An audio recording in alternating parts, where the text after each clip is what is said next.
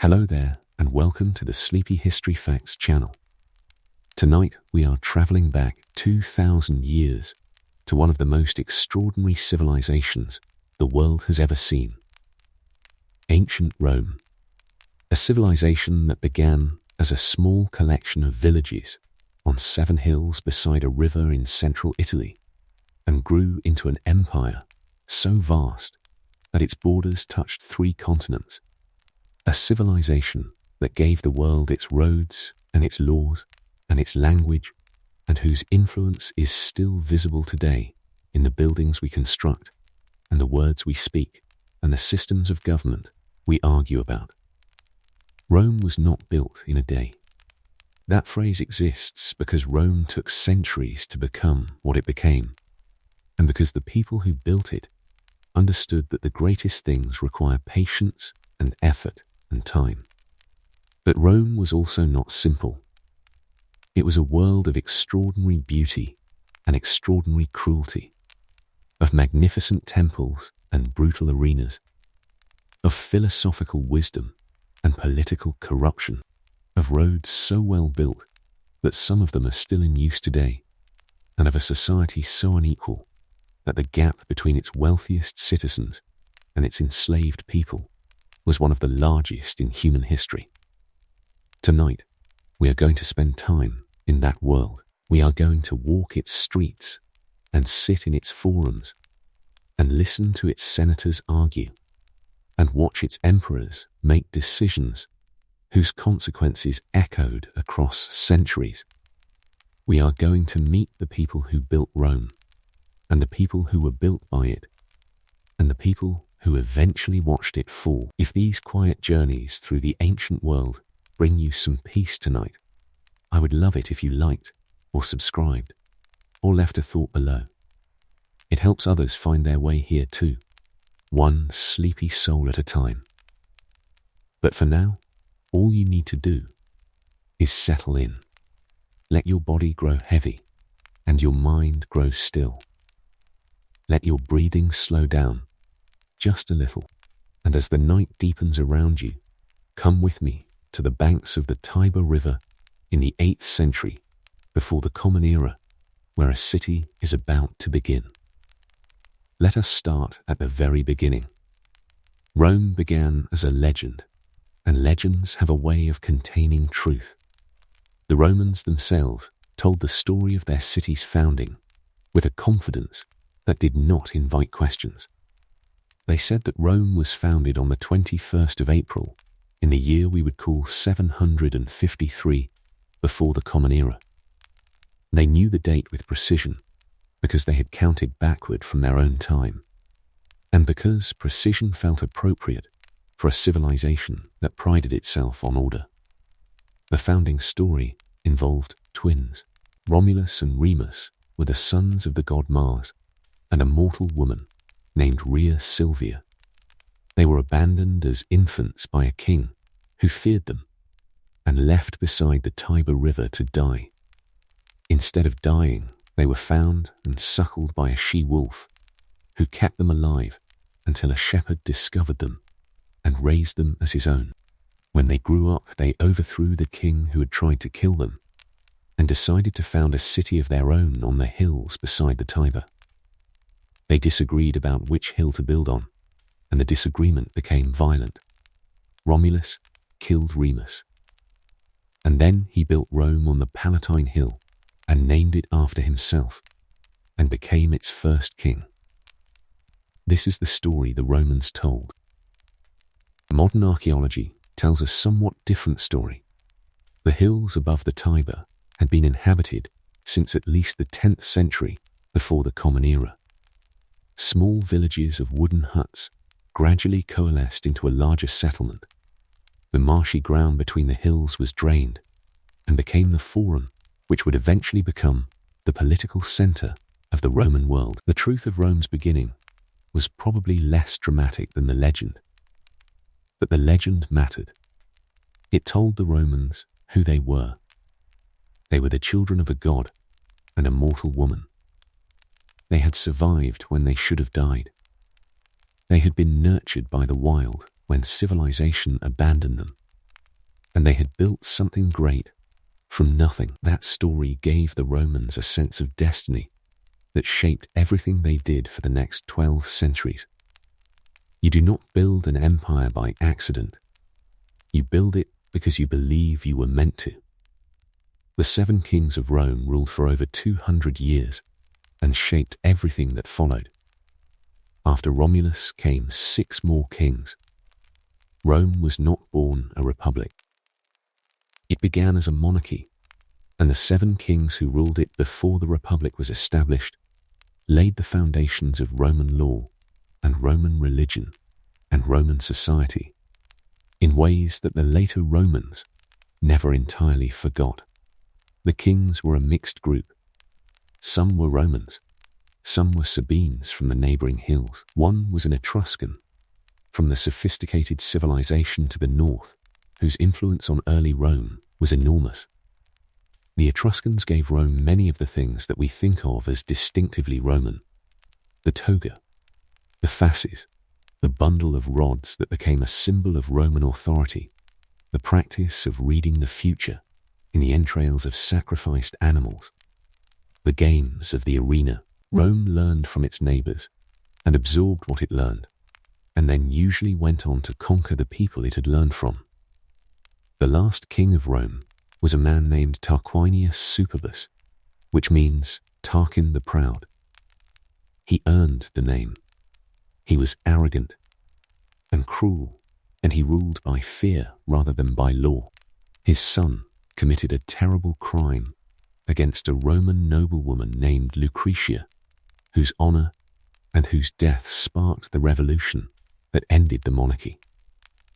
In 509, before the Common Era, the Roman nobility rose up, expelled Tarquin and his family, and declared that Rome would never again be ruled by a king. They replaced the monarchy with a republic. 2 elected officials called consuls would share power and serve for only 1 year at a time. No single man would ever again hold absolute power in Rome. That was the idea. It lasted for nearly 500 years before a man named Julius Caesar made it obsolete. But for 500 years, the Roman Republic was one of the most sophisticated experiments in collective government the ancient world had ever seen. The Roman Republic was a complex and imperfect system that lasted 5 centuries. The republic that replaced the monarchy was not a democracy in the modern sense. Most of Rome's actual power was held by the Senate, a body of several hundred men drawn from the old noble families, called the patricians. Below them were the plebeians, the ordinary citizens of Rome, who had rights but far less influence than the patricians in the early years of the Republic. The struggle between the patricians and the plebeians is one of the great ongoing stories of the Roman Republic, and it produced over the centuries a series of reforms that gradually gave the plebeians more legal and political rights. The 12 Tables, Rome's first written legal code, were published around 450 before the Common Era, partly in response to plebeian demands that the law be written down so that everyone could know what it was, rather than relying on the patricians to interpret it in their own favor. The Republic was also defended by an army that was one of the most effective military forces the ancient world had produced. Roman soldiers were not mercenaries or slaves. They were citizens. They fought for Rome because Rome was their city and because military service was one of the paths through which a Roman man could gain honor and advancement. The legions that would eventually conquer most of the known world were built on this foundation of citizen soldiers who had something personal at stake in the outcome of every battle. The Republic expanded slowly at first. Rome fought its neighbors. Rome lost sometimes and learned from losing. Rome won more often than it lost and incorporated the people it conquered into the Roman system in ways that were more sophisticated than simple domination. Conquered peoples could become Roman citizens. Conquered cities could become Roman allies. The Roman network expanded not only through military force, but through the extension of Roman law and Roman identity to people who had previously been Rome's enemies. This was one of Rome's great political innovations, and one that made the empire possible long before it was formally declared. The Punic Wars were the defining crisis of the Roman Republic, and Rome almost lost them. No single series of events tested the Roman Republic more severely than the 3 wars it fought against Carthage, the great trading city on the north coast of Africa. The Carthaginians were not barbarians. They were a sophisticated Mediterranean civilization with a powerful navy and enormous commercial wealth and a military tradition of their own. The First Punic War lasted 23 years and was fought primarily at sea in waters that the Carthaginians had dominated for centuries. Rome had almost no naval experience when the war began.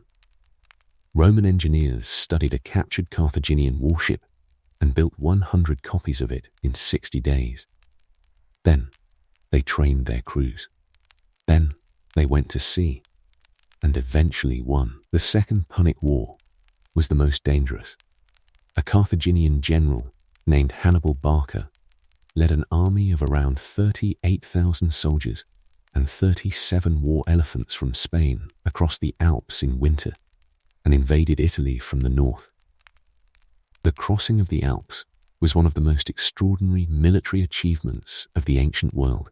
Hannibal lost many men and most of his elephants to the cold and the mountains, but he arrived in Italy with enough force to begin winning battles.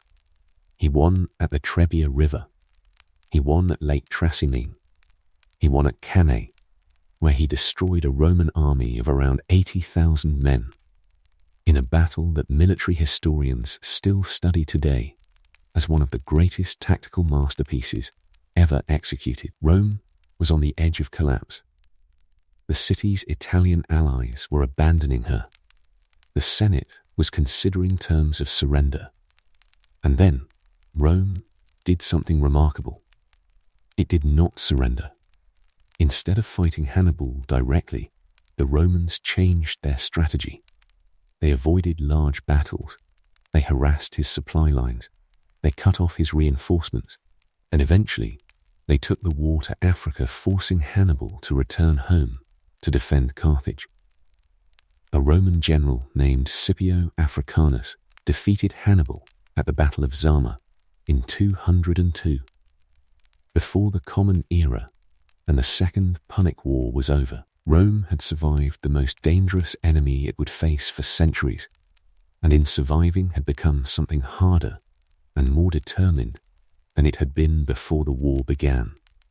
Julius Caesar was the man who ended the Republic and could not survive the ending. By the 1st century before the Common Era, the Roman Republic was in serious trouble. The gap between the rich and the poor had grown enormous. Roman generals were using their armies for political purposes as much as military ones. The Senate was divided and frequently corrupt, and a series of civil wars had torn the Roman world apart in conflicts that were as much about personal ambition as political principle. Into this unstable world came Gaius Julius Caesar. Caesar was a patrician who understood the plebeians. He was a general who understood politics. He was a writer who understood history well enough to know that he was making it. His account of his campaigns in Gaul, which he wrote himself in clear, simple Latin, is still read today as one of the finest examples of military history in any language. Caesar conquered Gaul, modern France and Belgium, in a series of campaigns between 58 and 50, before the Common Era that extended Roman power to the Rhine River and to the shores of Britain. He crossed the Rubicon River in 49, before the Common Era leading his army back into Italy in defiance of the Senate's orders and triggering a civil war that he won. He became dictator of Rome. He reformed the calendar, creating the Julian calendar that, with minor modifications, is the calendar we still use today. He extended Roman citizenship to more people than had previously held it. He began enormous building projects. He was planning a campaign against Parthia in the east, when the senators who feared what he was becoming gathered around him in the theatre of Pompey on the Ides of March in 44 before the Common Era, and stabbed him 23 times. Caesar's death did not save the Republic. It ended it. The civil wars that followed his assassination were even more destructive than the ones that had preceded it, and they ended only when one man was left standing. His name was Octavian. The world would come to know him as Augustus, and the world he created would last for centuries. Augustus Caesar transformed Rome into an empire and made it look like something else. Octavian was Caesar's great-nephew and adopted son, and he was only 18 years old when Caesar was killed. Nobody thought he would survive the power struggle that followed. He survived it anyway. He was careful where Caesar had been bold. He was patient where Caesar had been impatient. He understood that the Romans were deeply attached to the forms of the Republic, even when those forms had ceased to function, and he was clever enough to preserve the forms while emptying them of real power. He did not call himself king. He was not an emperor in name. He called himself the first citizen, princeps in Latin. He kept the Senate. He kept the consuls. He kept the elections. But real power rested with him alone, and everyone in Rome understood that. The Senate gave him the title Augustus, meaning the revered one, in 27 before the Common Era, and that is the name by which history remembers him. Augustus ruled for 41 years. In that time, he transformed Rome. He rebuilt the city. He famously said that he found Rome a city of brick and left it a city of marble. He established the Praetorian Guard, the emperor's personal bodyguard. He created a professional standing army with fixed terms of service and regular pay. He reorganized the provinces and improved their administration. He extended Roman power into new territories. He created a period of relative peace and stability that the Romans called the Pax Romana, the Roman peace, which lasted in various forms for the next 2 centuries. Augustus died in 14 of the Common Era at the age of 75, which was an extraordinary age for any person in the ancient world, and a remarkable achievement for a man who had spent his entire adult life in the most dangerous political environment in history. He had outlived his enemies and most of his friends, and he had built something that would last for centuries after him. His last words, according to the ancient sources, were a question addressed to the friends gathered around his deathbed. He asked whether he had played his part in the comedy of life well. It is the question of a man who understood that the role he had played was a performance as much as a reality, and who wanted to know, at the end, whether the audience had believed it. They had, and they remembered it for a very long time. The city of Rome, at its height, was unlike anything the ancient world had seen. At the peak of its power, Rome was a city of approximately 1 million people. That number made it the largest city in the Western world, and one of the largest anywhere on Earth. Nothing like it existed anywhere else in Europe or the Mediterranean world. Walking through Rome, at the height of the empire, was to walk through a city of extraordinary visual complexity and sensory intensity. The great public buildings dominated the skyline, the temples of the gods rising on their stone platforms, the basilicas where law courts and business took place, the triumphal arches that celebrated military victories and told the story of Roman power in carved stone. the forums where Romans gathered to conduct the business of public life, the baths where they washed and exercised and gossiped and made deals, the theatres and the amphitheatres where they were entertained, and above all the Colosseum, the vast oval arena completed in 80 of the common era that could hold 50,000 spectators and that hosted the gladiatorial games that were the defining entertainment of Roman culture.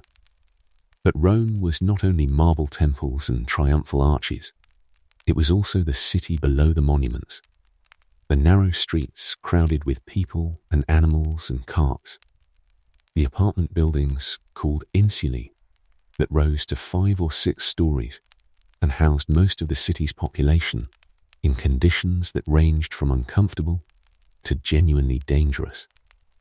The insulae were frequently poorly built and prone to collapse and fire. The ground floors were the most desirable, and the upper floors were the cheapest, because carrying water and removing waste became harder with every flight of stairs. The streets of Rome smelled of cooking food and human waste, and animals, and the smoke from tens of thousands of braziers and cooking fires. They were noisy with the cries of street vendors and the creak of cartwheels and the arguments of neighbors and the distant roar of the crowd from the arena. Rome was magnificent and squalid and overwhelming and alive in the way that only very large cities are alive, and the people who lived in it loved it and complained about it with the same complicated mixture of pride and frustration that people in great cities have always felt. Daily life in ancient Rome was rich with routine and with the unexpected. A typical Roman day began at dawn. There were no alarm clocks, but the city was never truly quiet, and dawn brought with it an immediate increase in noise and activity, as the streets that had been relatively quiet during the night filled again with people going about their business. The morning meal was simple. Most Romans ate bread, perhaps with olives or cheese or a little fish sauce. The wealthy might eat something more substantial, but the Roman tradition did not emphasize the morning meal in the way that some later cultures would. The main meal of the day came in the late afternoon or early evening, and for the wealthy was the social occasion around which much of Roman elite life was organized. Roman men of the upper classes spent much of their morning receiving clients. Citizens of lower status who came to pay their respects and to seek favors and assistance from their social superiors. This system of patronage, the relationship between patron and client, was one of the fundamental organizing principles of Roman society, and it shaped daily interactions from the humblest street corner to the corridors of the Senate. After the morning reception, a Roman might go to the forum to conduct business or to hear cases in the law courts, or simply to see and be seen. The forum was the center of Roman public life, and being present in it, being visible and active and engaged, was itself a form of political participation. In the afternoon, many Romans went to the baths. The public baths of Rome were extraordinary institutions. The largest of them, the baths of Caracalla, completed in 216 of the Common Era, could accommodate over 1,500 bathers at a time. They contained hot rooms and warm rooms and cold rooms and exercise areas and libraries and gardens and shops and even spaces for philosophical discussion. Going to the baths was not simply a matter of getting clean. It was a social activity, a form of leisure, a place where Romans of different classes mixed in ways that the rigid social hierarchy of Roman life did not always permit elsewhere. You went to the baths to wash and to exercise and to talk and to make connections and to hear the news and to feel, for a few hours, part of the enormous living organism of the city. Roman food was more varied and more sophisticated than its reputation suggests. The Romans had a complicated relationship with food.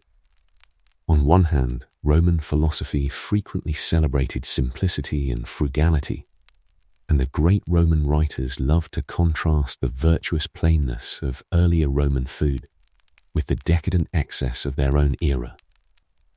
On the other hand, Roman cooking, as revealed by surviving cookbooks and archaeological evidence, was genuinely sophisticated and drew on ingredients and techniques from across the empire. The most complete Roman cookbook that survives is attributed to a man named Apicius, who probably lived in the 1st century of the Common Era. His recipes use herbs and spices from across the Mediterranean world and show a level of culinary ambition that is quite different from the simple grain and olive oil diet that Roman moralizers like to celebrate. The most characteristically Roman flavoring was garum, a fermented fish sauce that appeared in almost every Roman recipe, in the way that salt appears in modern cooking. Garum was made by fermenting fish in salt for weeks or months, and the result was a deeply savory liquid that the Romans used to enhance the flavor of almost everything they cooked. The smell of garum production was apparently overwhelming, and the facilities that made it were required by law to be located outside city walls. Bread was the staple of the Roman diet at every level of society.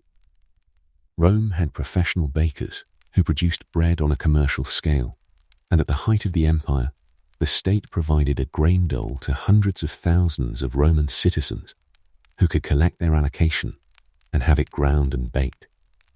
The grain dole was not charity in the modern sense.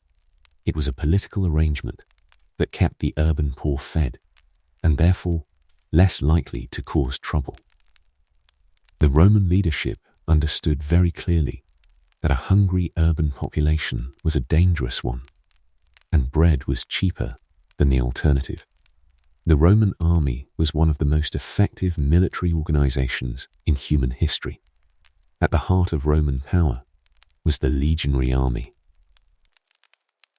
A Roman legion at full strength consisted of around 5,400 men, organized into cohorts and centuries, with a command structure of remarkable clarity and efficiency.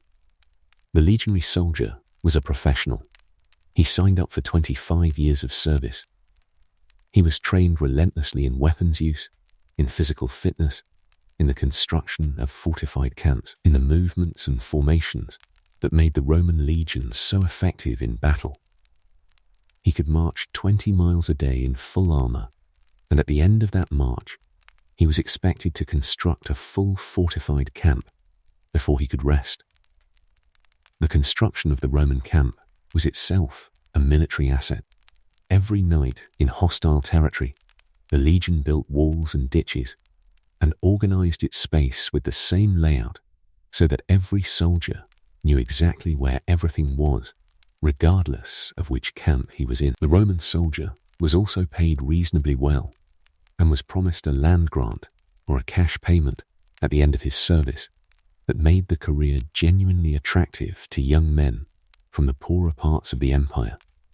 The Roman army was not only a fighting force, it was also an engineering corps, a road-building organization, a communications network, and a vehicle for Romanization that spread Latin language and Roman culture into every province it occupied. The roads the legions built are perhaps their most lasting legacy. Roman roads were constructed to a standard that allowed rapid movement of troops and goods and messages across enormous distances, and in all weathers they were straight where the terrain permitted, and when they could not be straight, they were still solid.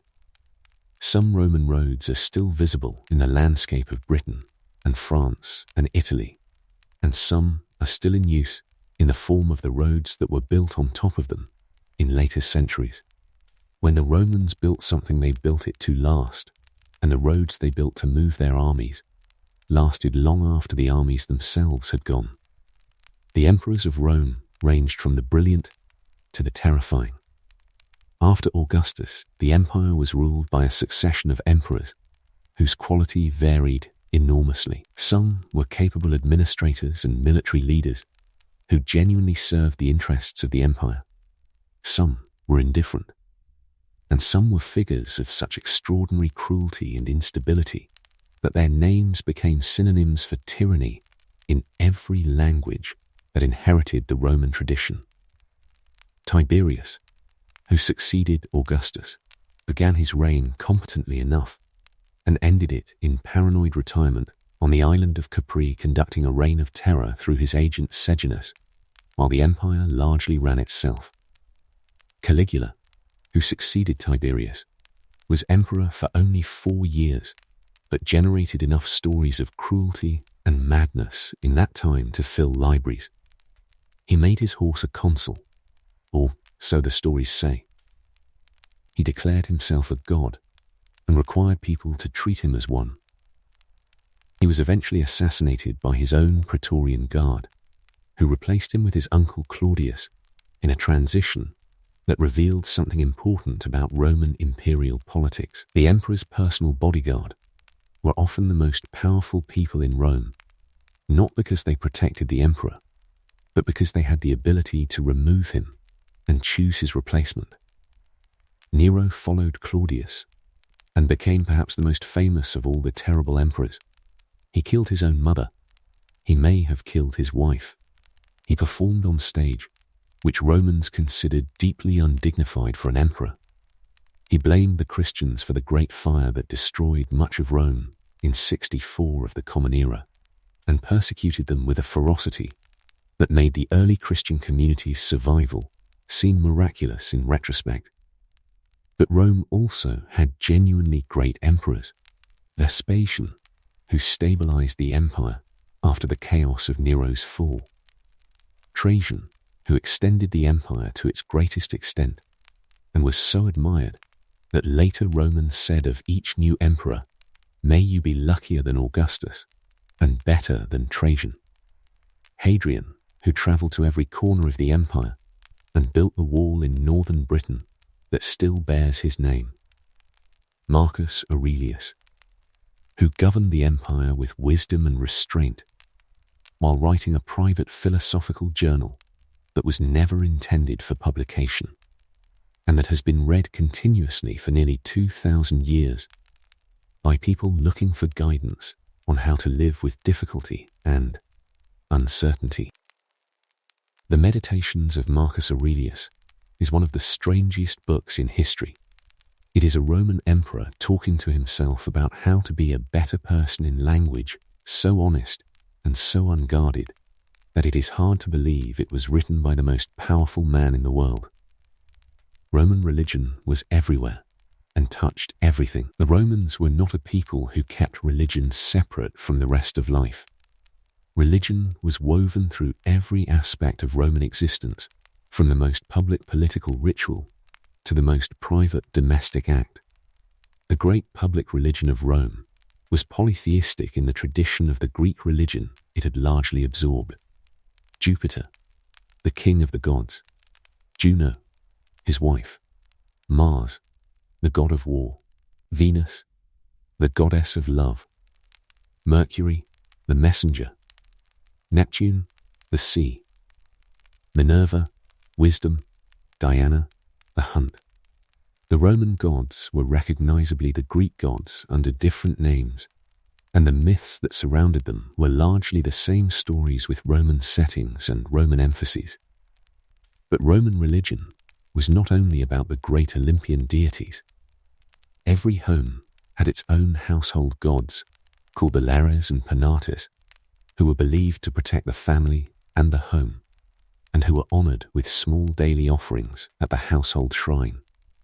Every neighborhood had its own Lares, competales, the spirits of the crossroads, who protected the local community.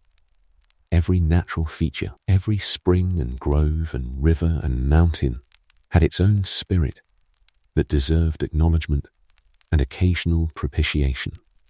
The Roman relationship with the divine was not primarily emotional or personal in the way that later religious traditions tended to be. It was transactional. You performed the correct rituals and you made the correct offerings, and in return, the gods would protect you and your community and your city. If things went wrong, it was because the rituals had not been performed correctly, or the offerings had been inadequate.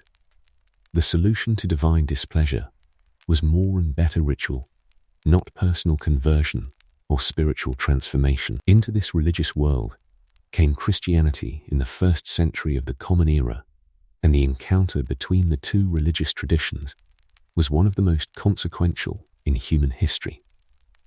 The early Christians refused to participate in Roman religious rituals, including the rituals of the imperial cult that required subjects to honor the emperor as divine.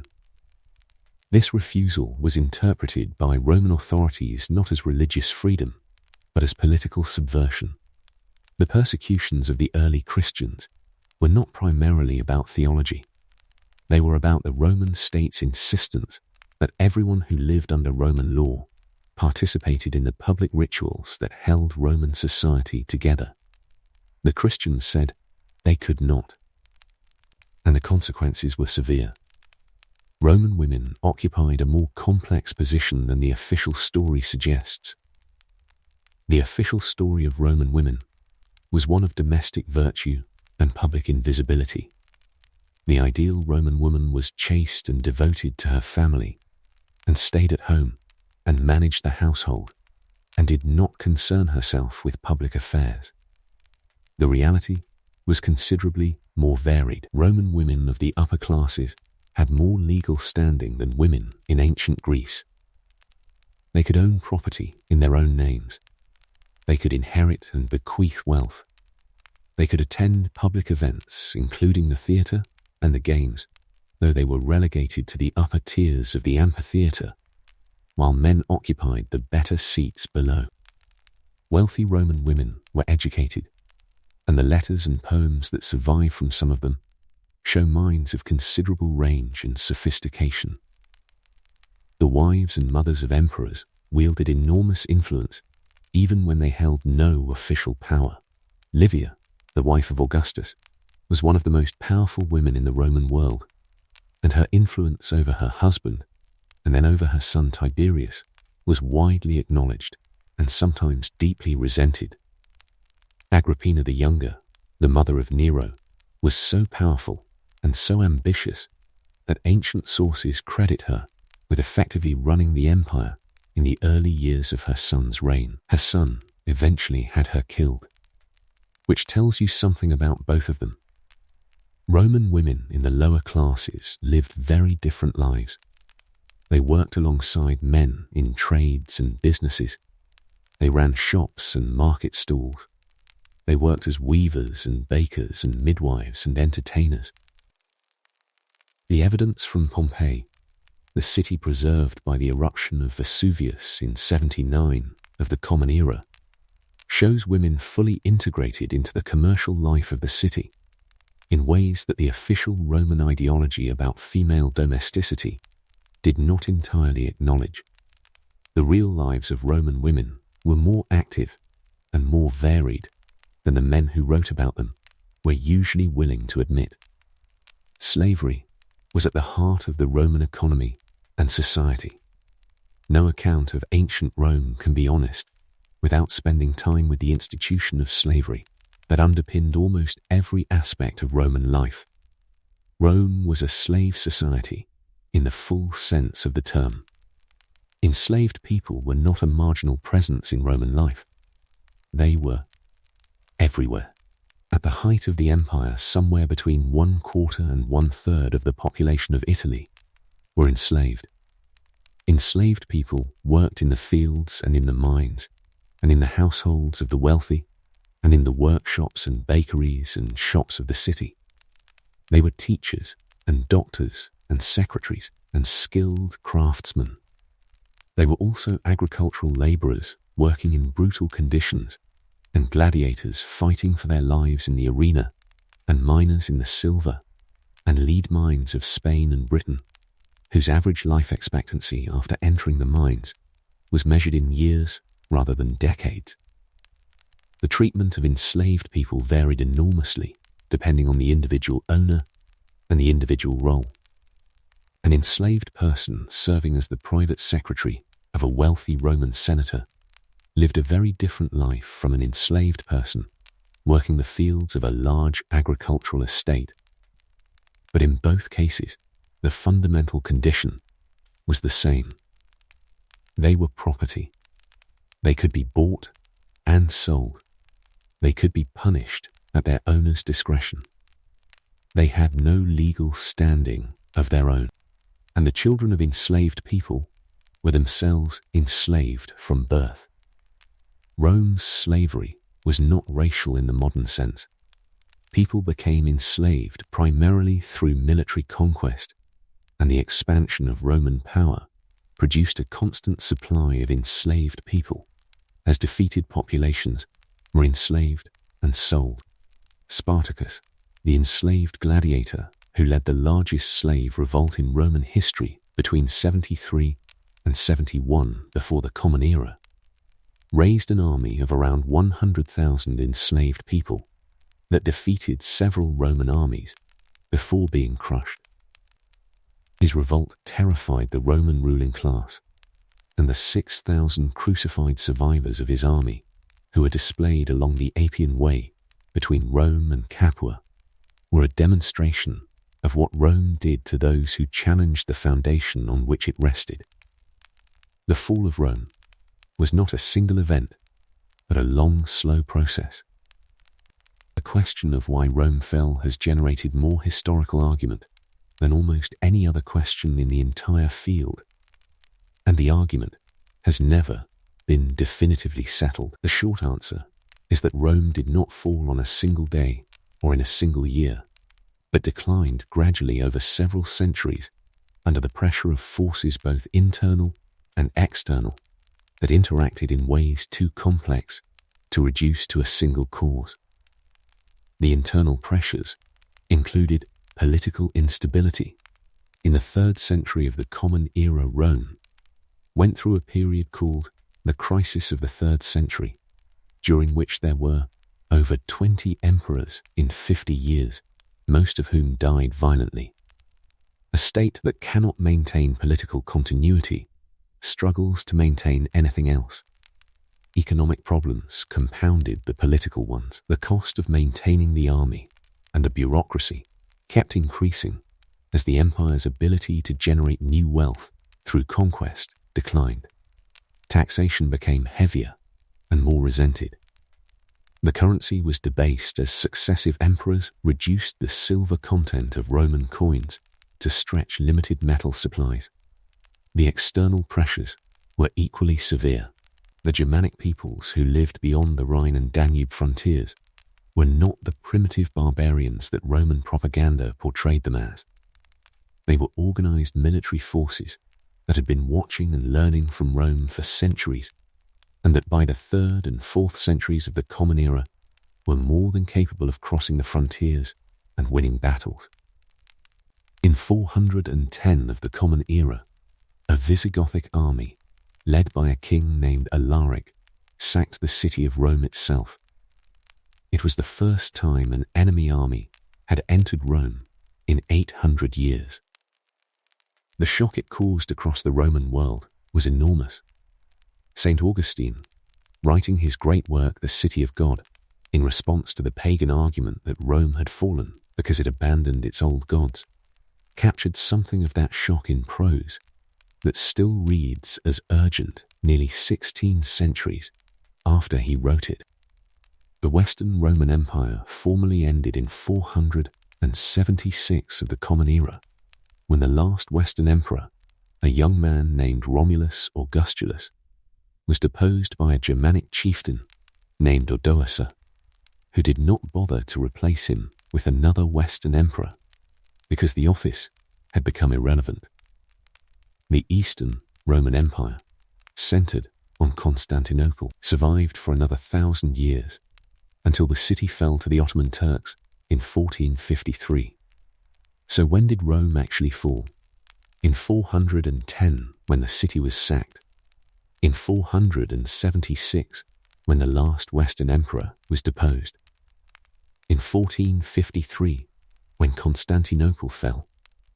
The answer depends on which Rome you mean and on how you define falling. A civilization that lasted in various forms for nearly 2,000 years and whose influence is still present in the world today did not fall in any simple sense. It transformed. It became the medieval world, and the medieval world became the modern one, and the modern one still speaks Latin words and drives on roads the Romans built and argues in legal systems the Romans invented. Rome never entirely went away. The legacy of Rome is written into the world we live in. When we look for the legacy of ancient Rome, we do not need to look into museums or academic libraries. We can look at the calendar on the wall. The months of July and August are named after Julius Caesar and Augustus Caesar. The week has 7 days because the Romans organized it that way. The legal systems of most of the countries that were once part of the Roman Empire are still built on Roman legal foundations. The concept of innocent until proven guilty. The right to face your accuser. The idea that laws should be written down and publicly known. These are Roman ideas that have survived 2,000 years of political change and technological transformation, and are still considered fundamental principles of justice in much of the world today. The languages of France and Spain and Portugal and Romania and Italy are all descended from Latin, the language of Rome. English, which is not a Romance language, still contains an enormous proportion of Latin vocabulary absorbed through law and religion and scholarship. The architecture of government buildings and courts and universities across Europe and North America draws heavily on Roman models. The columns and the pediments and the domes that decorate the buildings of power in Washington and London and Paris are Roman in their inspiration. The Catholic Church, which became the dominant institution of medieval Europe and remains one of the largest religious organizations in the world today, organized itself on Roman administrative models and has been headquartered in Rome itself since the city became the seat of the Bishop of Rome in the early centuries of Christianity. The very idea of Western civilization, the cluster of values and traditions and institutions that many people in Europe and the Americas take as their inheritance, is deeply shaped by Rome. Not by Rome alone. Greece and Jerusalem and the Germanic and Celtic traditions all contributed to what became the West. But Rome was the vessel in which many of those contributions were mixed and transmitted. Rome translated Greek philosophy into Latin and made it available to the medieval world that came after. Rome spread Christianity from a small sect in the Eastern Mediterranean to the dominant religion of the Western world. Rome built the infrastructure of roads and cities and administrative systems that shaped European geography for centuries after the legions had gone. When we ask what Rome gave us, the honest answer is that we are still surrounded by what Rome gave us, and that much of what we take most for granted about the world we live in began in the city on the 7 hills, beside the Tiber River that a shepherd supposedly found too. Abandoned, children nursing from a wolf nearly 3,000 years ago. And so we come gently to the end of our long journey through the world of ancient Rome. We have walked the streets of the city and smelled its bakeries and heard its crowds. We have sat in the Senate and watched the politics and the arguments and seen what happened when the arguments could no longer be resolved with words. We have marched with the legions and watched the engineers build their roads and felt the strange pride of an army that knew it was building something that would outlast the men who built it. We have eaten garum and bread and sat in the baths and watched the sun go down over a city of 1 million people, most of whom were doing the same ordinary things that people have always done at the end of a long day. We have watched the emperors rise and fall and rise again, and understood that absolute power does something to the people who hold it that is not always good for them or for anyone around them. We have sat with Marcus Aurelius in his tent on the Danube frontier, writing to himself about patience and impermanence and the necessity of being good in a world that does not always reward goodness. We have watched Rome decline and fall and transform into the world that came after it, and we have understood that the fall of Rome was not the end of the story, but a transition in a story that is still going on. The roads are still there, the laws are still there, the language is still there in everything we say. Rome built itself into the world so thoroughly that the world cannot be fully understood without it. If this quiet journey through one of the greatest civilizations in human history brought you some peace tonight, I would love it if you liked or subscribed or simply left a thought below. It helps others find their way here too, one sleepy soul at a time. And if there is still some wakefulness left in you, there should be another calm history waiting on the screen for you now. But for this moment, there is nothing more to follow. Let the forum fall quiet. Let the torches go out one by one along the Appian Way. Let the city settle into the stillness that comes after midnight, when even a city of 1 million people grows almost still. Let your breathing become slow and even and easy. Rome has kept its watch long enough for one night. Sleep well. Good night. The Roman Forum was the beating heart of the ancient world, and it never slept entirely. If you wanted to understand Rome, you went to the Forum, not the grand marble version that tourists visit today, but the living, breathing version that existed when Rome was at the height of its power. The Forum Romanum was the center of Roman public life in a way that has no precise modern equivalent. It was simultaneously a marketplace and a law court and a political assembly and a religious precinct and a place for public announcements and a space for funerals and triumphal processions and a location for informal conversation and deal-making. Everything happened in the Forum, or everything important happened there, and the things that did not happen there were arranged by people who had met in the Forum the day before. The great orators of Rome performed in the Forum. Cicero, who was perhaps the greatest prose stylist in the Latin language and certainly one of the greatest lawyers and politicians of the late Republic, made speeches in the Forum that people travelled from across Italy to hear. His speeches against Catiline, the would-be revolutionary who tried to overthrow the Republic in 63, before the Common Era, are still studied in schools today as models of persuasive oratory. The rostra was the platform from which speakers addressed the crowd, and it got its name from the bronze rams, called rostra, taken from captured enemy warships that decorated its front. From the rostra, Rome's most powerful voices addressed Rome's assembled citizens on questions of war and peace and law and governance that shaped the lives of everyone in the empire. After Julius Caesar's assassination, Mark Antony spoke from the rostra over Caesar's body in a speech that Shakespeare reimagined and that has never stopped being quoted. The Forum was also where Rome dealt with its dead. Great men were given public funerals in the Forum, where their accomplishments were listed and their images were displayed, and their families demonstrated to the watching city that this person had mattered and was remembered. The Forum accumulated temples and monuments and statues over the centuries until it became a kind of compressed history of Rome itself, visible all at once from any point within it.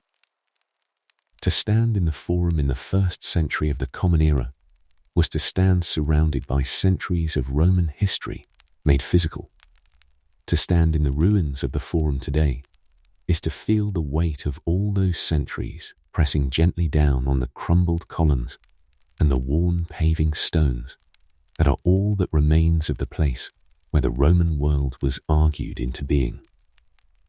Roman entertainment was varied, often spectacular, and sometimes brutal. The Romans loved entertainment, and they pursued it with the same organizational efficiency they brought to road building and military campaigning. The gladiatorial games were the most famous form of Roman entertainment, and also the most controversial, both in their own time and in ours. Gladiators were enslaved people, or criminals, or prisoners of war, or occasionally volunteers, who chose the gladiatorial life for the fame and the pay. They trained in specialized schools called ludi, where they learnt their specific fighting style and their specific weapons, and where they were fed and exercised to peak physical condition. The fights were not always to the death. That popular image is partly misleading. Gladiators were expensive to train and maintain, and killing them unnecessarily was wasteful. Most gladiatorial bouts ended when one fighter was disabled or surrendered, and the decision about whether the defeated fighter lived or died rested with the editor, the person sponsoring the games, who was influenced by the reaction of the crowd. A fighter who had performed well and bravely might be granted mercy even in defeat. A fighter who had performed poorly or without courage might be dispatched regardless of the crowd's mood. The crowd was the judge, and the crowd was not always merciful. But the games were not only about death, they were about skill and courage, and the display of the human body pushed to its limits, and the crowd responded to excellence with the same passion that sporting crowds have always responded to excellent performance. The chariot races of the Circus Maximus were at least as popular as the gladiatorial games, and drew crowds of up to 250,000 people. The four racing factions, the blues and the greens, and the reds and the whites, had devoted followings that cut across class lines in ways that the rigid social hierarchy of Roman life did not usually permit.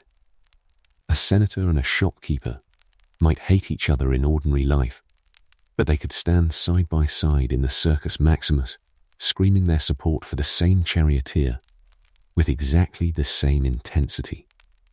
Roman theatre was also enormously popular. Roman comedies in particular, the plays of Plautus and Terence that survive from the Republican period, are bawdy and energetic and full of the kind of physical comedy and mistaken identity and social satire that theatrical audiences have always enjoyed. Some of them were adapted by Shakespeare. Some of them are still performed today. The Romans who laughed at those comedies were laughing at the same basic human situations that audiences find funny in every era, and that is why the plays still work. The aqueducts of Rome were engineering masterpieces that changed the ancient world. Rome could not have been a city of 1 million people without water, and bringing sufficient water to that many people in a world without pipes or pumps or modern hydraulic engineering was one of the most remarkable technical achievements of the ancient world. The answer was the aqueduct. Rome eventually had 11 major aqueducts that brought water into the city from sources as far as 90 kilometers away. The water flowed entirely by gravity, along channels built to an extraordinarily precise gradient that allowed it to travel enormous distances without losing the flow that kept it moving. The most famous aqueducts crossed valleys on spectacular arched bridges that became one of the defining images of Roman engineering. The Pont de Gard in southern France, built in the 1st century of the Common Era to supply the city of Nimes, still stands in near-perfect condition and is still considered one of the finest engineering achievements of the ancient world. At its destination, the water was distributed through a system of pipes and channels to public fountains, to the baths, to the homes of the wealthy, and to the numerous businesses that needed water for their operations. The public fountains were the water supply for most of the city's population, who collected water in jugs and carried it home. The sheer quantity of water flowing through Rome at the height of the empire was greater per person than the water supply of many modern cities. Frontinius, the Roman water commissioner, who wrote a treatise on the aqueducts in the 1st century of the Common Era, described the system with a pride that was entirely justified. He compared the aqueducts favorably to the idol pyramids and the famous but useless works of the Greeks. He had a point. The pyramids are magnificent, but they do not deliver water. The aqueducts delivered water every day for centuries, and in doing so made possible the extraordinary density of urban life that was one of Rome's defining characteristics. Roman literature gave the world some of its most enduring works. Rome produced writers whose work has been read continuously for more than 2,000 years, and whose influence on the literature of every subsequent European tradition is impossible to overstate. Virgil wrote the Aeneid, the epic poem that gave Rome its founding mythology, by connecting the origins of the city to the Trojan War and to the wanderings of the Trojan hero Aeneas, who eventually arrived in Italy and became the ancestor of Romulus. The Aeneid was to Rome what the Iliad and the Odyssey were to Greece, and its influence on later epic poetry is direct and traceable.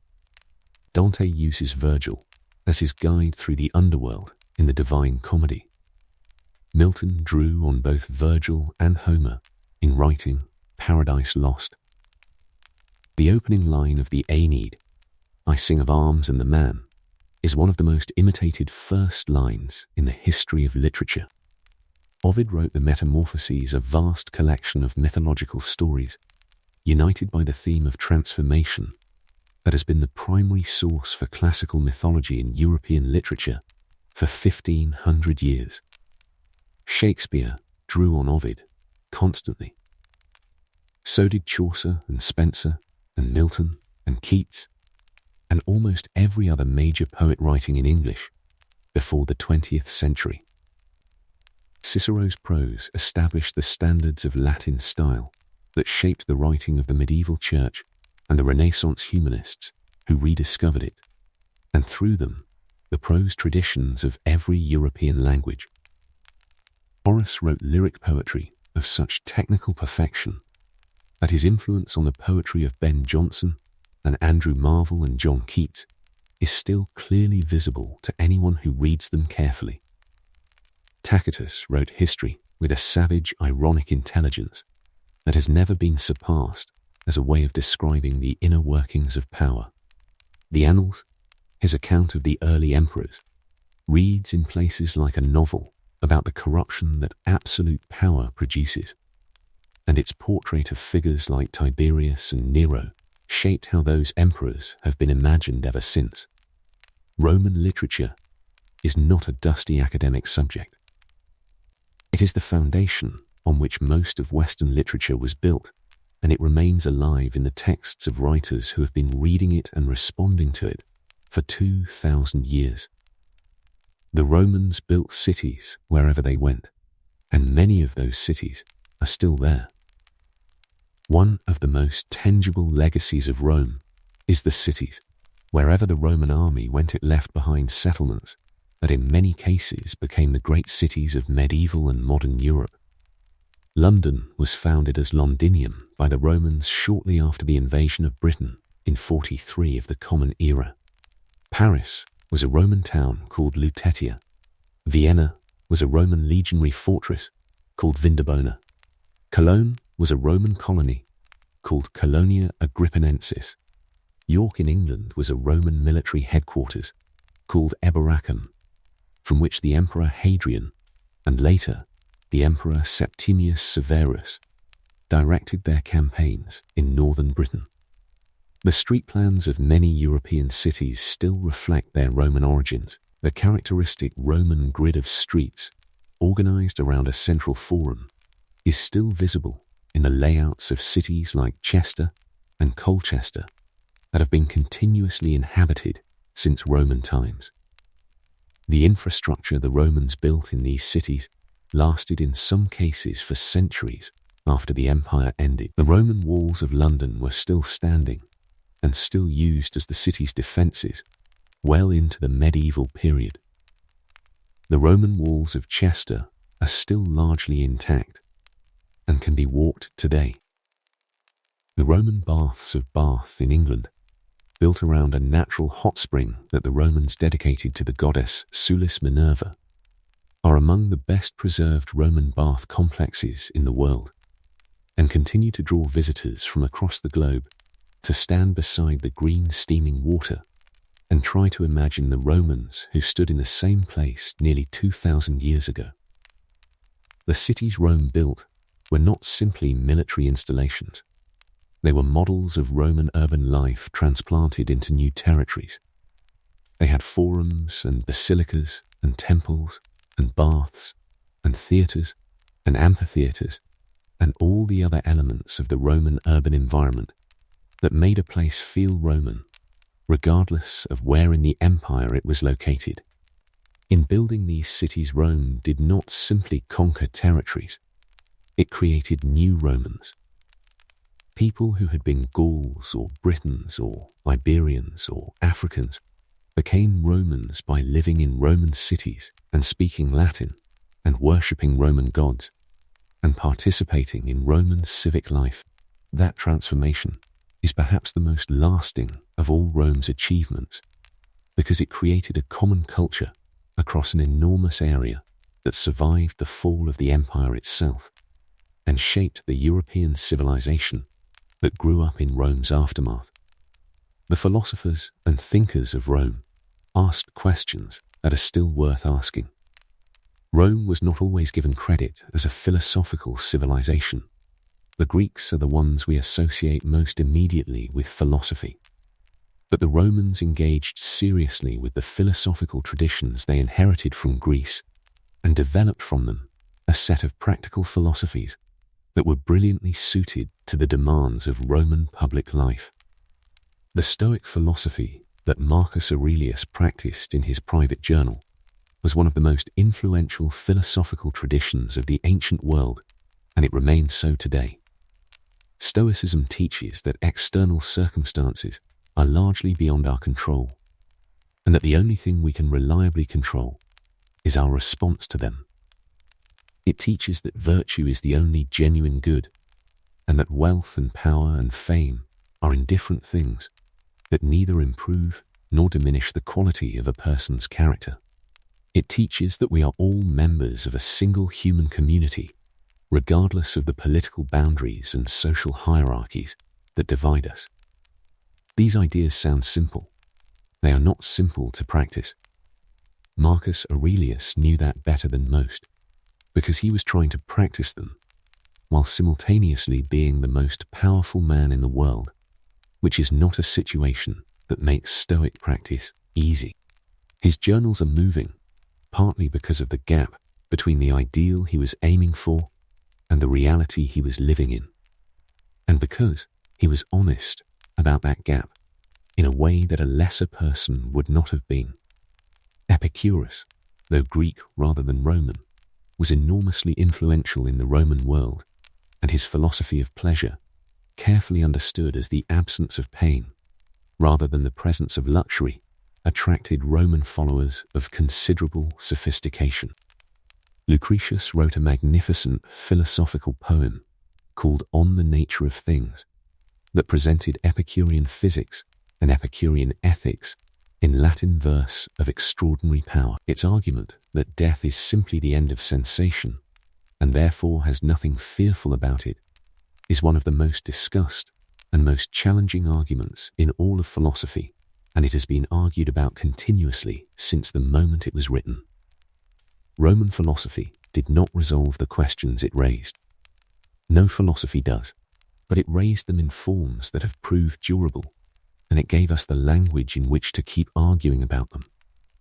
Roman medicine was more advanced than its reputation, and more limited than its practitioners believed. Roman medicine drew heavily on the Greek tradition, and particularly on the work of Galen, the 2nd century physician, whose influence on medical thought lasted well into the 17th century of the Common Era. Galen was based in Rome, and his practice included treating gladiators, which gave him unusual opportunities for direct observation of anatomy at a time when the dissection of human bodies was not generally practiced. He wrote prolifically about medicine, anatomy, and pharmacology, and his works formed the basis of medical education in both Europe and the Islamic world for over 1,000 years. Roman military medicine was particularly well developed. The army needed to keep its soldiers alive and fighting, and invested significantly in medical care as a result.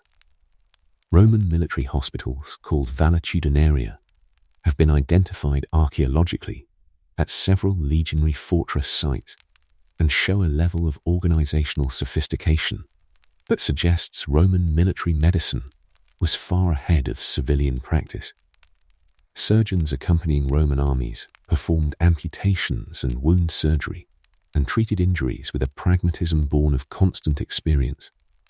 Roman pharmacology made use of a very wide range of plant and mineral substances, some of which we now know to have genuine medicinal properties, and some of which were entirely ineffective or actively harmful. The theoretical basis of Roman medicine, the 4 humours that needed to be kept in balance, was wrong in ways that would not be recognized as wrong for another 1,500 years after Rome's fall. But within that wrong framework, Roman physicians made genuinely useful observations about the relationship between clean water and disease, about the importance of rest in recovery from illness, about the value of exercise for maintaining health, and about the psychological dimension of physical illness that later medicine would sometimes forget and then rediscover. The Roman provinces and how Rome governed a world. At its greatest extent, the Roman Empire covered approximately 5 million square kilometers. That is an area roughly twice the size of the European Union today. Governing it required an administrative apparatus of remarkable sophistication and a consistent set of practices that could be applied across an enormous range of climates and cultures and languages. Each province was governed by a Roman official, either a proconsul or a propraetor or a legate, who was appointed by the Senate or by the emperor, and who served for a fixed term of office. The governor's primary responsibilities were maintaining order, collecting taxes, and dispensing justice. He was supported by a staff of Roman officials and soldiers, but he depended enormously on the cooperation of the local elite, who knew the territory and the people and the practical realities of local life far better than any Roman governor arriving from outside could hope to know them. This reliance on local cooperation was one of the keys to Roman provincial administration. Rome did not try to replace local elites. It incorporated them.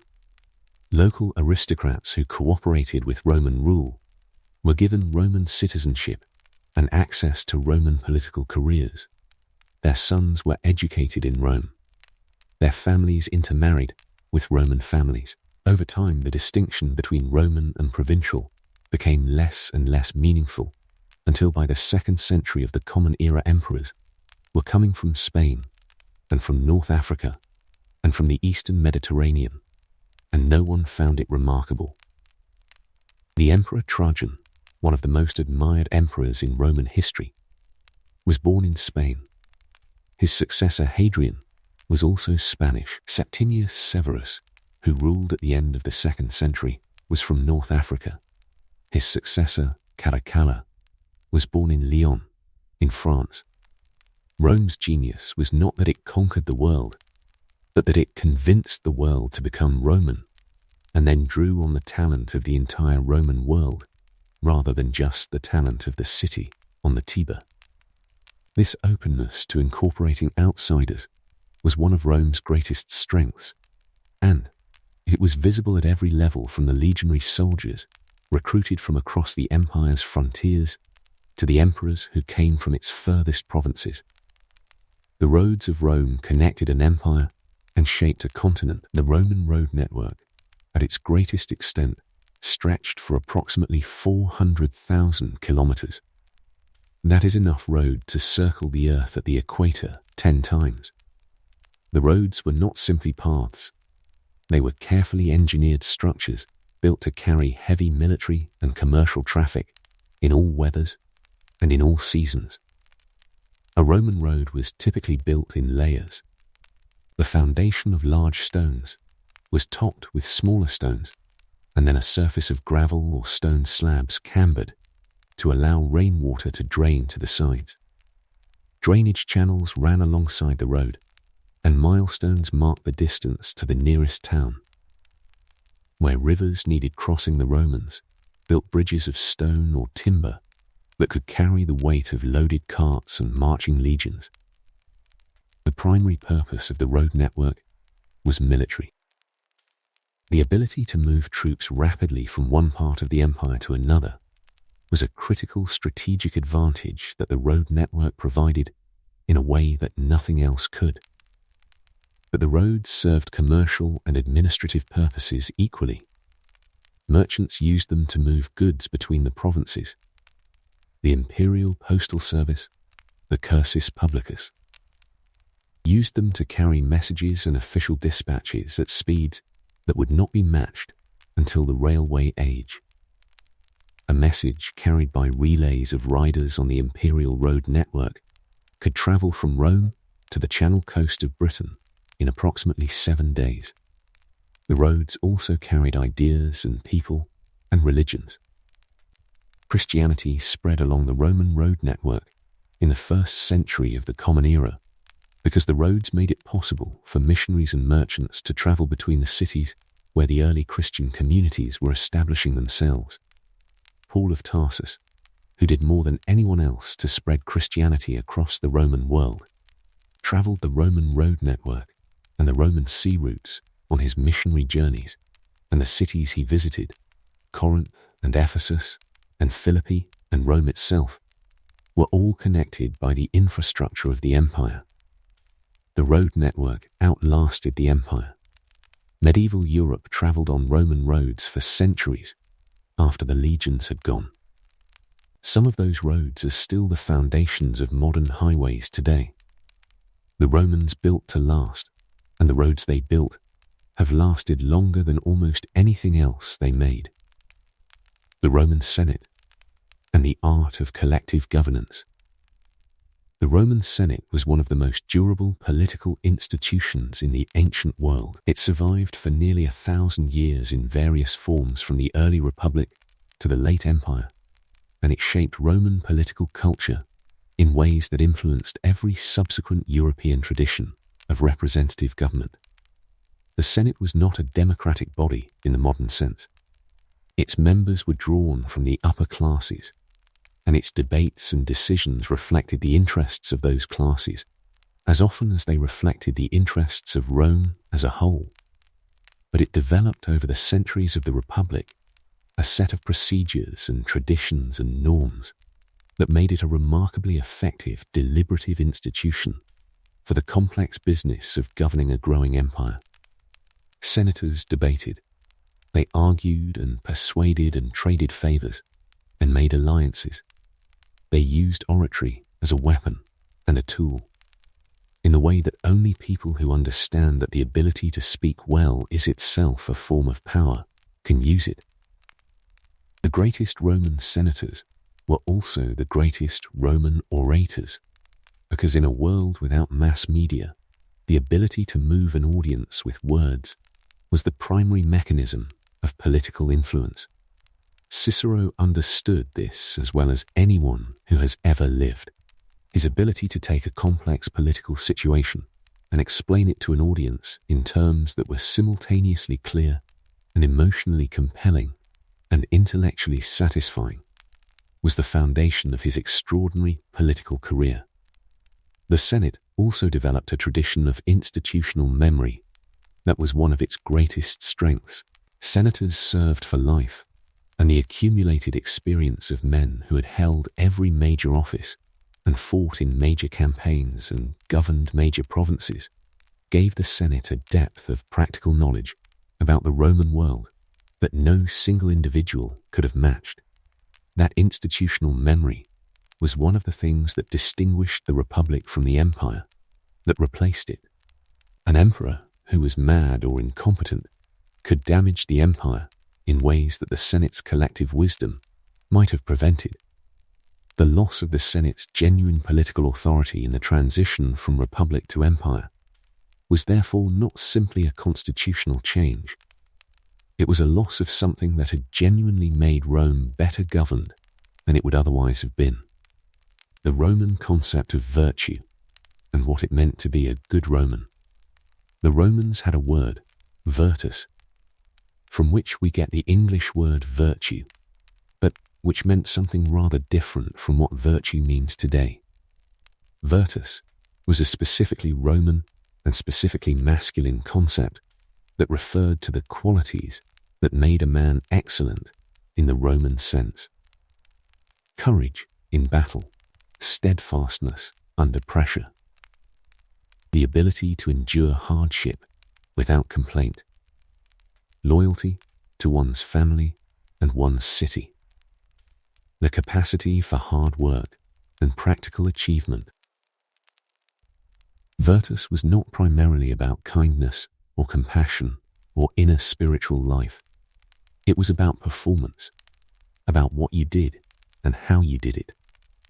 A man of virtus was a man who could be counted on when the situation was difficult and who discharged his obligations to his family and his city with the consistency and the competence that those obligations required. Alongside virtus, the Romans prized gravitas, the quality of serious, weighty, dignified behavior appropriate to a man of standing. Gravitas was the opposite of levity and frivolousness. A Roman senator was expected to carry himself with a gravity that communicated the seriousness of his responsibilities and the weight of the tradition he represented.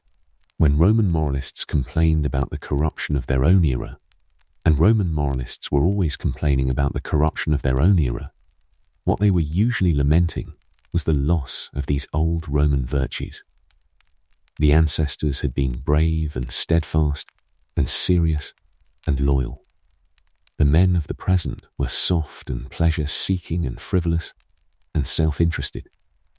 This moral narrative of decline is so consistent across Roman literature that you might wonder whether the virtuous ancestors ever actually existed outside the imagination of those who missed them. But the narrative itself mattered. The Romans defined themselves by reference to an ideal, and the ideal shaped their behavior even when they fell short of it. The concept of virtus, the idea that excellence is a performance of consistent character rather than a matter of feeling or intention, is one of Rome's most significant contributions to the Western moral tradition, and it is still visible in the ethical frameworks of cultures that have never heard the word. The last days of the Western Empire and the people who lived through them. The fall of the Western Roman Empire did not feel, to the people living through it, like the end of civilization. It felt like a particularly difficult political period in a world that had always had political difficulties. The cities were still standing. The roads still connected them. The Latin language was still spoken. The law courts still functioned after a fashion. The Catholic Church, which had become the dominant institution of the empire in the 4th century after Constantine's conversion, continued to operate and to provide a kind of institutional continuity that outlasted the political continuity of the empire itself. The Germanic kings who replaced the Roman emperors in the West were not barbarians in the sense of primitive outsiders. Many of them had served in the Roman army. Many of them spoke Latin. Many of them admired Roman civilization and wanted to preserve it rather than destroy it. Theodoric the Ostrogoth, who ruled Italy from 493 to 526, governed his kingdom according to Roman administrative principles and employed Roman administrators, and was in many respects more Roman in his governance than some of the emperors who had preceded him. What was lost in the transition from the Western Empire to the successor kingdoms was not civilization itself, but the particular form of civilization that Rome had organized. The long-distance trade networks that had connected the Mediterranean world contracted sharply.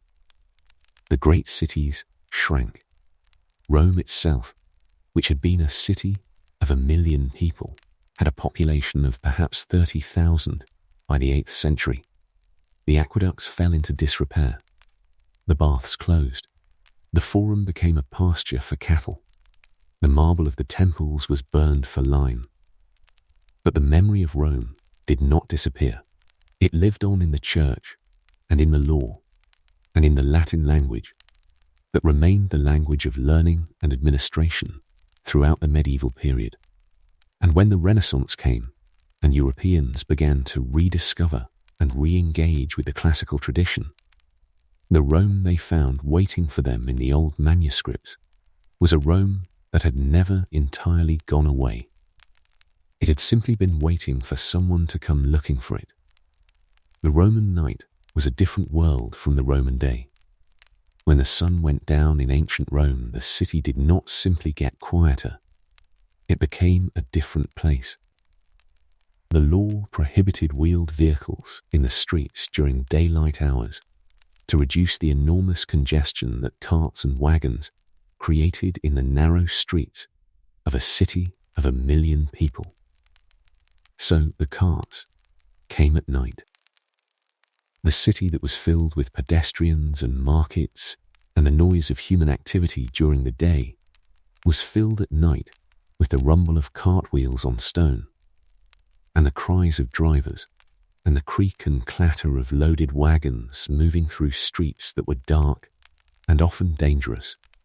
There was no street lighting in ancient Rome in any modern sense. Wealthy households might hang a lamp outside their door, and some businesses did the same. But the streets between these islands of light were genuinely dark, and moving through them required either a torch-carrying slave or a considerable degree of personal confidence. Crime was a real concern in the Roman night. The city had a vigile, a night watch, whose job was to patrol the streets and fight fires and deal with criminal activity. But the vigiles were spread thin across a very large city, and their effectiveness varied. The Roman satirist Juvenal famously described the dangers of being out in Rome at night as including being hit by objects thrown from upper floors and being attacked by gangs of young men looking for trouble. He was writing with satirical exaggeration, but the underlying reality was real enough. The city was not safe after dark for those without protection. But the Roman night also had its pleasures. The taverns and eating houses that could not expand onto the street during the day came alive at night. The sounds of conversation and music and laughter spilled from the doorways of establishments that Romans of all classes frequented. The stars above Rome in the ancient world were considerably more visible than they are today, in the absence of the electric light that now overwhelms them. Romans who looked up at night saw the same stars that Greek astronomers had named, and that Egyptian priests had tracked for thousands of years before that. The sky was not a background. It was a presence, and the Romans, like every ancient people, read it for meaning and for navigation and for the simple pleasure of contemplating something so vast and so permanent that it made even Rome itself seem briefly small. Roman children grew up in a world that did not always coddle them. Childhood in ancient Rome was shorter than it is in most modern societies. Roman children were expected to take on adult responsibilities earlier. and the transition from childhood to adulthood was marked by specific rituals rather than by the gradual extended adolescence that modern societies have created. A Roman boy of the upper classes dedicated his childhood toga, the toga praetexta, with its purple stripe to the household gods when he came of age, and put on the plain white toga virilis, the toga of a man, usually between the ages of 14 and 17.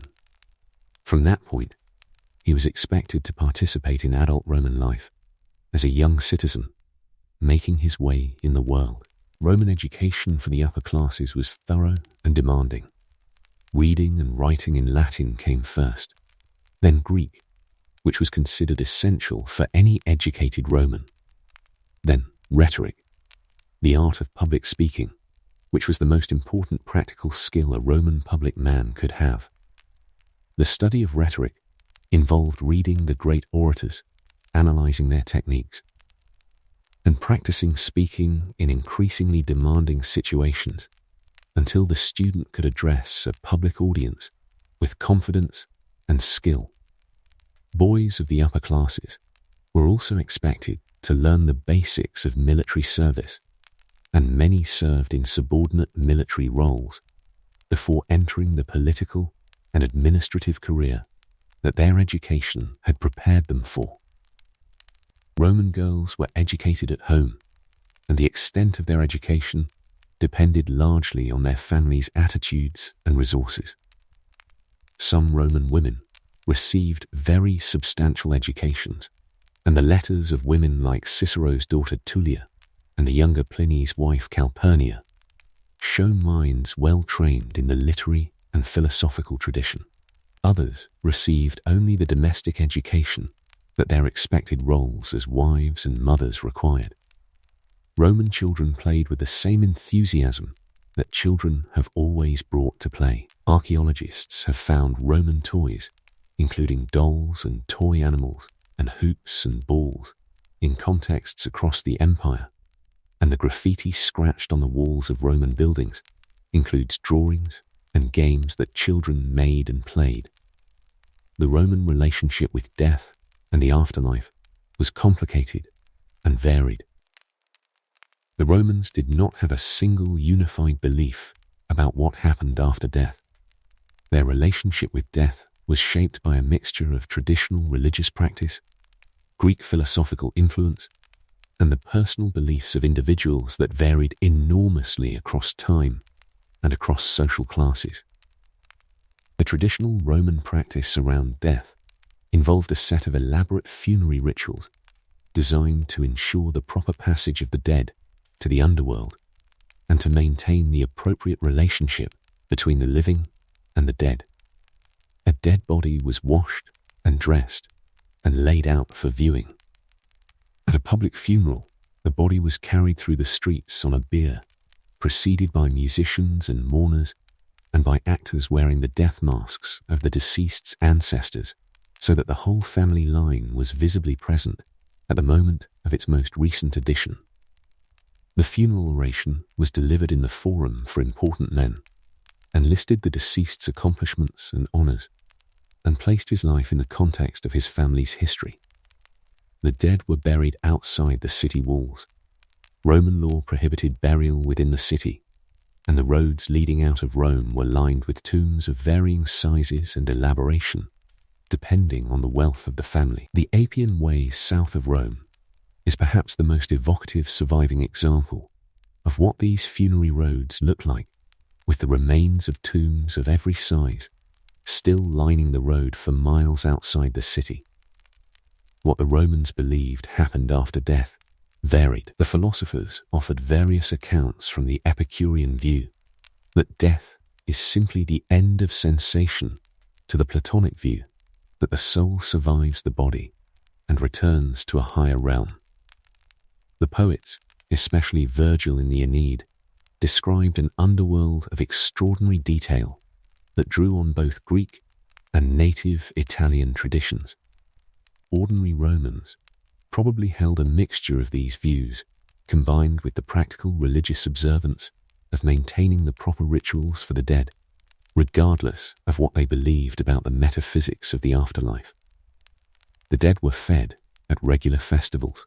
The Parentalia in February was a period of 9 days during which Roman families visited the tombs of their ancestors and left offerings of food and wine and flowers. The dead were not forgotten. They were fed and remembered and kept as part of the family even in their absence. The Roman Empire at its height and what it felt like to live within it. To live in the Roman Empire at the height of its power in the 2nd century of the Common Era was to live in a world of relative order and relative peace that had no real precedent in the ancient world and would not be equaled again for centuries. The historian Edward Gibbon described the period of the 5 good emperors from Nerva to Marcus Aurelius between 96 and 180 of the Common Era as the period in history during which the condition of the human race was most happy and prosperous. That is a large claim, and it needs to be qualified by the reality of slavery and by the limits of how good life was for the majority of the empire's population. But within those qualifications there is something to it. The Mediterranean world in the 2nd century of the Common Era enjoyed a level of connectivity and commercial activity and legal protection and administrative competence that had never previously existed over such a large area. A merchant could travel from Britain to Syria on roads that were safe and maintained, and in doing so could conduct business in Latin, the common language of the empire, and rely on Roman law to enforce his contracts and on Roman currency to make his transactions. A traveller could cross the empire from one end to the other without crossing a national border or needing a different passport, because the whole enormous space was Rome. Roman citizens everywhere had the same legal rights and the same access to Roman administrative processes that the citizen of Rome itself had. This did not mean life was easy or equal or just. It was not. But it meant that the framework within which life was lived had a consistency and a reliability that made the Roman world feel, to many of its inhabitants, like something worth preserving.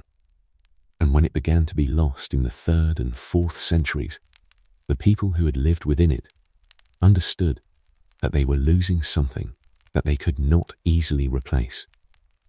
The Pax Romana was not perfect, but it was remarkable, and its memory shaped the dreams of European civilization for the 1500 years that followed its end. The Roman gift for engineering expressed itself in concrete as much as stone. Rome gave the world one of its most important building materials in the form of Roman concrete, opus cementitium.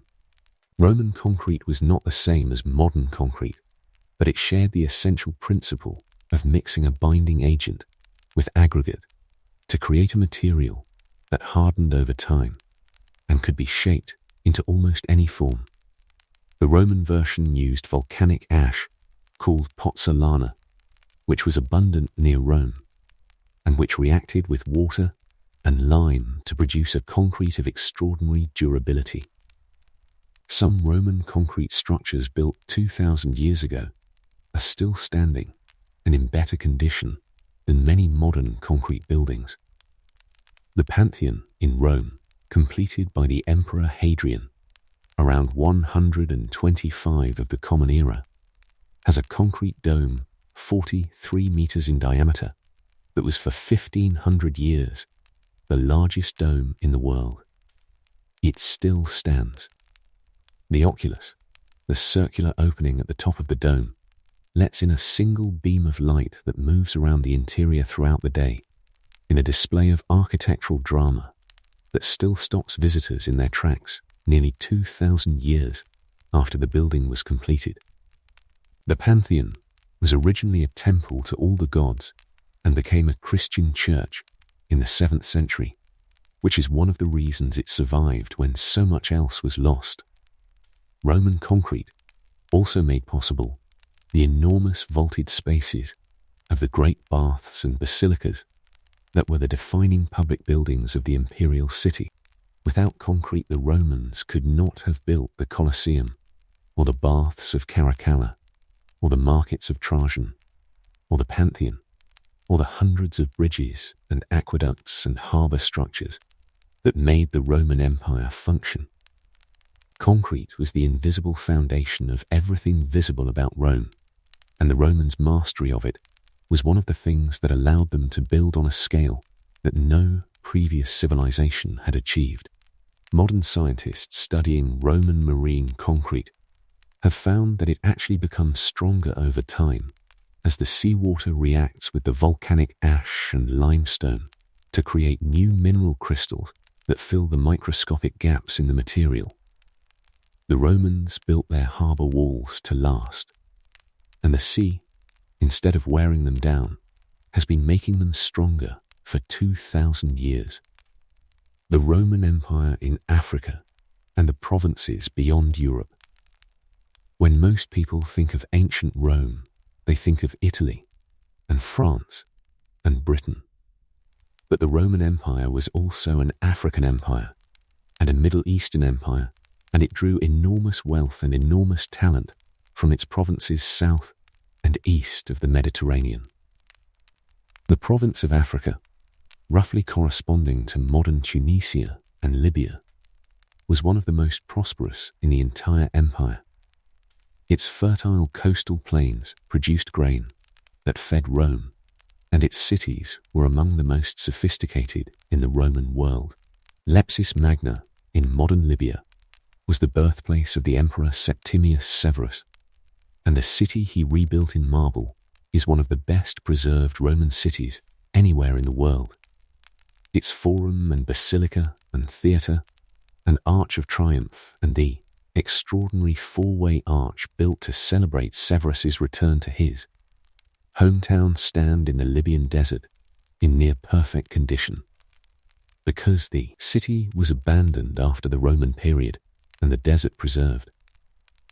What abandonment left standing?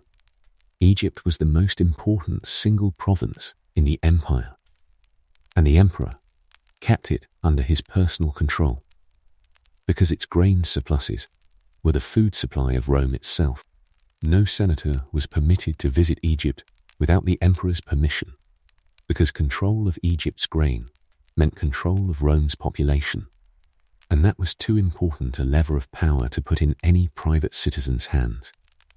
Syria and the eastern provinces were the wealthiest parts of the empire, because they sat astride the trade routes that connected the Mediterranean world to India and China, and through which silk and spices and precious stones and the luxury goods that the Roman wealthy craved made their way westward. The city of Palmyra in the Syrian desert was a remarkable oasis city that grew rich as a waypoint on the Silk Road, and whose queen Zenobia briefly built an empire of her own in the 3rd century of the Common Era, before being defeated by the Emperor Aurelian. Rome was not a European empire that happened to have African and Asian territories. It was a Mediterranean empire in which Europe and Africa and Asia were equal parts of a single connected world, organized around the sea that Rome called Mare Nostrum, our sea. The Romans named the Mediterranean after themselves, and for 3 centuries they were entirely right to do so. What walking through Rome felt like to a visitor from the provinces. Imagine arriving in Rome for the first time. You have come from a provincial city, perhaps from Lugdunum in Gaul, modern Lyon, or from Carthage in North Africa, or from Ephesus on the Aegean coast of what is now Turkey. You have heard about Rome your whole life. Every educated person in the empire has. But hearing about it and arriving in it are different things entirely. You come in along one of the great roads that lead into the city from every direction, and as you approach the walls, the scale of everything begins to change. The traffic on the road increases, The roadside tombs that have accompanied you for miles give way to the suburban sprawl of a city that has long since burst beyond its walls. You pass through the Aurelian Wall into the city itself, and immediately the noise and the smell and the density of 1,000,000 people hits you all at once. The streets are narrow and crowded. Vendors call from every doorway. Water flows from public fountains at every corner. Above you the insulae rise to 4 and 5 and 6 floors, with laundry hanging from the upper windows and the smell of cooking fires drifting down. You move through the crowd toward the center, and the buildings get grander, and the streets get slightly wider. And then you turn a corner, and there is the Forum. You have seen temples before, but not like these. The Temple of Saturn, with its 8 great columns, the Arch of Titus, commemorating the destruction of Jerusalem, the rostra where the greatest orators in history have stood, the sacred way leading toward the Capitoline Hill above, and above it all the enormous presence of the city itself, pressing in from every direction, with its noise and its grandeur, and its smell, and its life. Every visitor who has left a written account of arriving in Rome for the first time has described something like this. The sense of scale, the sense that you had known you were coming to the center of the world, and that now you were there, and the center of the world was even more overwhelming than you had been told. Rome was designed to overwhelm. Its emperors and its architects understood that power is partly a matter of physical impression, and they built accordingly.